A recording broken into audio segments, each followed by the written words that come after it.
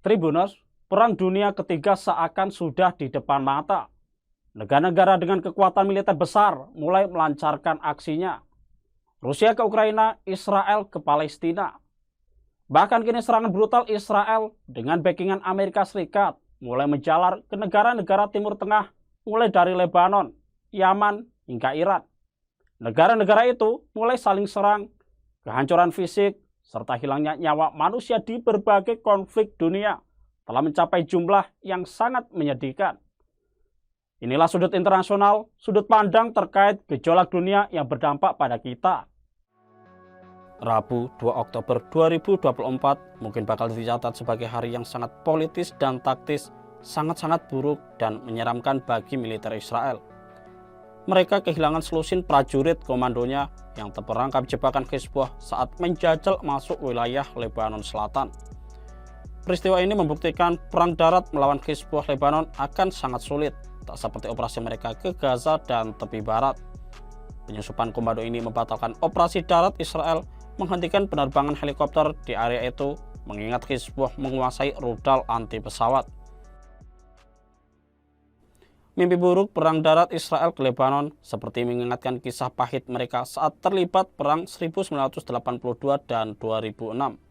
Beberapa jam sebelum kehilangan selusin tentara komandonya, 200 peluru kendali balistik Republik Islam Iran dan Houthi Yaman mengguyur bak hujan ke berbagai lokasi penting di Israel. Pemerintah dan militer Israel melakukan sensor ketat dampak serangan massal Iran itu, sehingga tidak banyak diketahui fakta kerusakan sesungguhnya. Teheran mengklaim rudal balistik mereka, termasuk rudal hipersonik Fatah II, menghantam markas Mossad, Dinas Intelijen Luar Negeri Israel. Puluhan rudal lain menghajar pangkalan udara Nevatim di Negev, pusat skuadron tempur udara F-15 dan F-35 Adir yang dikerahkan Israel untuk menggempur Gaza, Lebanon, Yaman, dan Suriah. Tapi seberapa parah kehancurannya, kini mungkin tidak penting lagi. Dunia sudah menyaksikan kemampuan strategis Iran dan keberanian mereka menantang Israel dan pendukungnya. Semua pihak sekarang sedang berhitung kapan pembalasan Israel akan menimpa Iran, seberapa kuat balasan itu. Apakah pembalasan itu akan menyeret Amerika Serikat backing utama Israel? Perdana Menteri Israel Benjamin Netanyahu telah lantang mengancam akan menghukum Iran dengan kekuatan penuh. Namun rapat kabinet perang Israel agaknya belum sampai pada kesimpulan mengeksekusi pembalasan itu karena menunggu lampu hijau Washington. Gedung Putih diyakini telah memaksa Israel menahan diri, tidak menyerang balik ke wilayah Iran karena efeknya akan memicu perang kawasan. Tapi Washington akan membiarkan Israel menyerang target-target terkait Iran di Yaman, Suriah, Irak, dan tentu saja Lebanon. Sebagaimana halnya serangan bom penyeranta, walkie-talkie, dan perantai elektronik lain ke Lebanon beberapa waktu lalu. Semua dikerjakan Israel atas restu Gedung Putih. Begitu pula eksekusi Sayyid Hasan Nasrallah, pemimpin Hizbullah Lebanon, juga dilaksanakan pasti setelah mendapat persetujuan pemimpin Amerika Serikat. Ini jamak terjadi sekalipun semua elemen elit negeri Paman Sam menepis keterlibatan mereka. Ini sudah rahasia umum bertahun-tahun dari kebijakan ambiguitas ala Amerika. Gaya politik mendua terlihat saat Presiden Joe Biden memerintahkan Pentagon membantu Israel menembak rudal-rudal yang diluncurkan Iran sebelum mencapai Israel.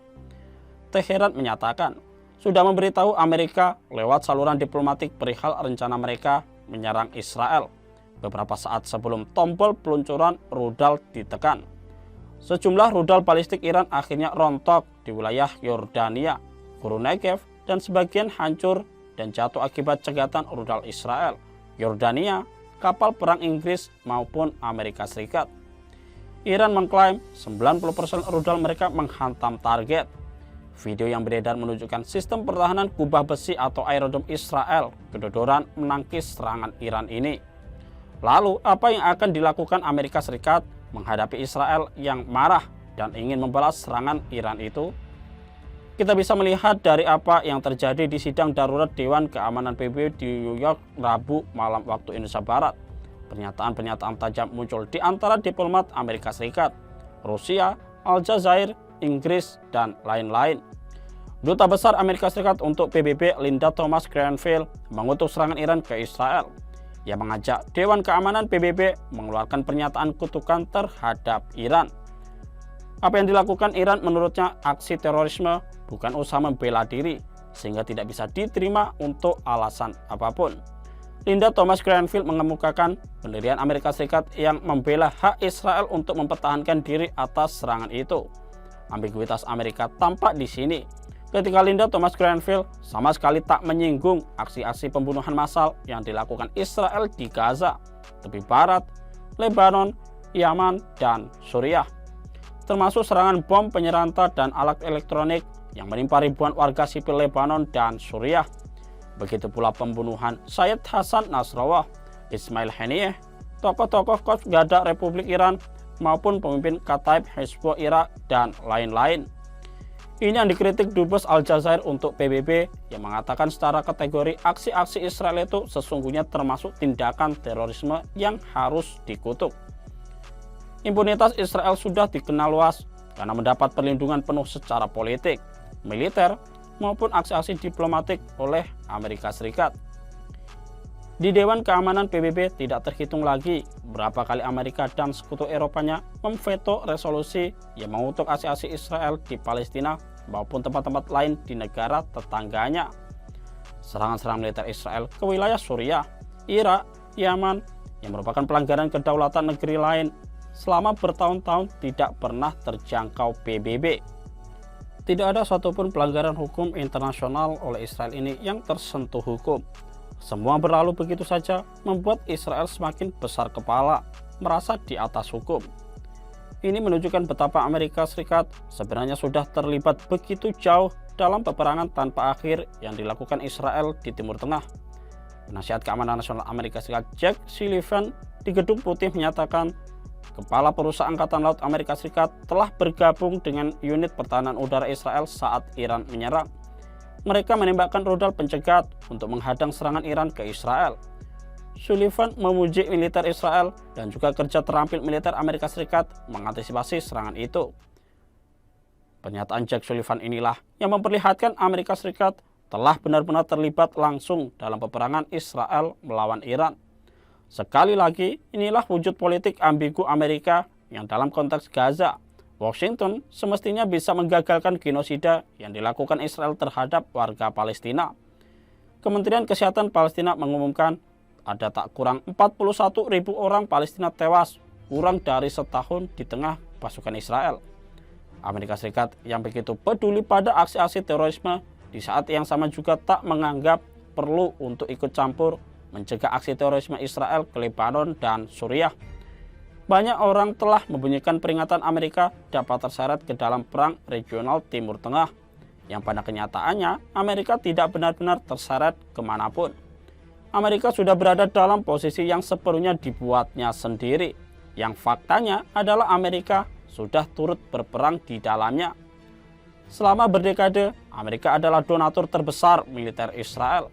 Pentagon memberi keistimewaan kepada Israel tetap menjadi kekuatan militer nomor 1 di Timur Tengah. Israel adalah supremator udara paling wahid di langit Timur Tengah dengan penguasaan satu-satunya armada jet tempur F-35 Adir yang tercanggih di dunia. Pemerintahan Joe Biden memperbesar gelontoran dana dan suplai senjata ke Israel sejak 7 Oktober 2023. Biden sesekali berkuar-kuar tentang penghentian pasokan senjata ofensif tertentu ke Israel. Pada bulan Agustus 2024, pemerintahan Joe Biden menyetujui paket senjata senilai 20 miliar dolar Amerika Serikat untuk Israel.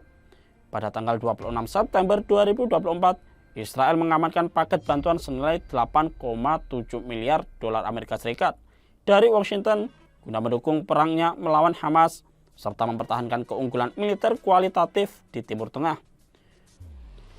Paket itu dikatakan mencapai 3,5 miliar dolar Amerika Serikat untuk pengadaan penting di masa perang dan 5,2 miliar dolar Amerika Serikat yang ditunjukkan untuk sistem pertahanan udara termasuk sistem anti-rudal Iron Dome, David Sling, dan sistem laser canggih. Dengan kata lain, sokongan luar biasa Amerika ini membuat Israel semakin siap untuk bertindak atas keputusan sendiri maupun persetujuan Washington. Israel menyatakan hanya mempertahankan dirinya terhadap tanggapan yang sah, yang tindakannya sendiri sebuah tindakan yang secara harfiah dapat dianggap sebagai terorisme. Amerika sebenarnya selama bertahun-tahun juga melakukan pekerjaan yang sepintas legal, tapi sesungguhnya melanggar kedaulatan bangsa dan negara lain. Penghancuran dan pendudukan Afghanistan, Irak, Suriah, intervensi militer ke Yaman, Sudan, Somalia, dan pusat-pusat konflik lain adalah agenda politik global Amerika. Di Suriah, militer Amerika sampai hari ini masih bercokol menjaga dan menyedot minyak dari sumur-sumur besar tanpa izin pemerintah Suriah yang berdaulat. Hipokrisi Washington ini juga tergambar di konflik Gaza. Joe Biden menyerukan gencatan senjata, tapi di saat sama mengguyur Israel dana dan senjata yang digunakan untuk genosida. Peringatan Jack Sullivan bahwa serangan Iran akan memiliki konsekuensi serius dan Washington akan bekerja sama dengan Israel. Pada puncaknya secara tak langsung adalah deklarasi perang. Reaksi Amerika itu disambut keputusan Menteri Luar Negeri Israel Katz yang mempersonagerakan Sekjen PBB Antonio Guterres. Guterres dilarang masuk ke wilayah Israel dan wilayah pendudukan karena dianggap orang yang tidak disukai dan tak diinginkan Israel. Israel menilai Antonio Guterres memihak Iran, Hamas, Houthi, dan Hizbullah dengan sikapnya yang tidak mau mengutuk apa yang menimpa Israel. Kerumitan konflik di Timur Tengah memang tiada tara. Problem di kawasan ini tak semata urusan wilayah, tapi juga politik aliran, ekonomi, pertarungan klan, ideologi, dan pengaruh.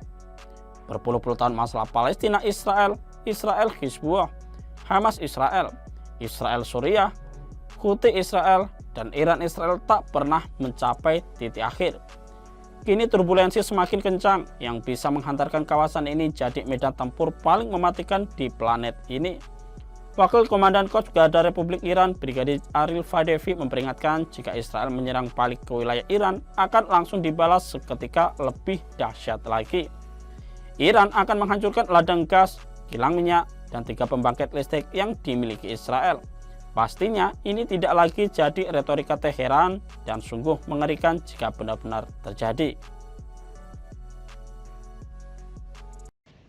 Jangan lupa follow, like, dan subscribe sosial media Tribun Jateng. Download Tribun X sekarang, menghadirkan lokal menjadi Indonesia.